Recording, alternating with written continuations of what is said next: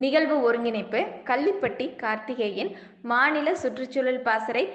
ஏன் இனிய தமிழ் மக்களே, வருகின்ற 17/8/2025 ஞாயிற்றுக்கிழமை காலை 9 மணிக்கு ஈரோடு மாவட்டம் கோபிச்செட்டிப்பாளையம் அத்தானி சாலையுள்ள கருங்கரட்டையிலிருந்து சவண்டப்பூர் பவானி ஆற்றங்கரை வரை 10,000 பனை விதைகள் நடும் நிகழ்வு நடைபெறுகிறது.